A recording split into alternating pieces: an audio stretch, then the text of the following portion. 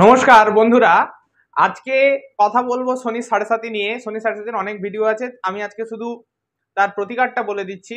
তো শনি এই মুহূর্তে গোচরে মীন রাশিতে অবস্থান করছে, তাই যে সমস্ত জাতক জাতিকার জন্মকালীন চন্দ্র মীন রাশি কিংবা মেষ রাশি কিংবা কুম্ভ রাশিতে অবস্থান করছে, এই তিনটি রাশির জাতক জাতিকাদের শনির সাড়ে সাতি চলছে।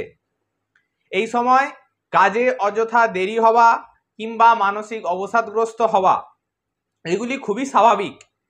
এবং সবথেকে বড় কথা, মন মোটেও ভালো থাকে না। যে কাজেই থাকুক না কেন, যেখানেই থাকুক না কেন, মনে একটু অবসাদ অযথা চিন্তা প্রায়ই থাকে। তো এইখানে উপায় হচ্ছে একটি, যেটা জাতি ধর্ম বর্ণ লিঙ্গ নির্বিশেষে সবাই করতে পারেন।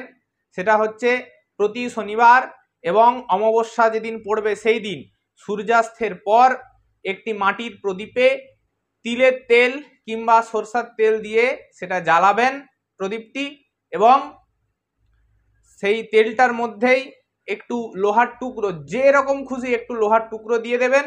আর একটু কৃষ্ণ তিল, কালো তিল বেনে দোকানে পাওয়া যায় দশকর্মা ভাণ্ডারে, সেখান থেকে আনবেন, সেটা একটু দিয়ে দেবেন সামান্য একটু। তারপরে প্রবাহিত জলে ভাসিয়ে দেবেন। প্রবাহিত জল যদি না পান তাহলে যে কোনো স্থির জলাশয় অর্থাৎ পুকুর জাতীয় জলাশয়তেও ভাসিয়ে দিতে পারেন। এই কাজটি করবেন প্রতি শনিবার সূর্যাস্তের পর। তাহলে আপনাদের জীবনে অনেকটাই শনির সাড়ে সাতির কুপ্রভাব কমে যাবে।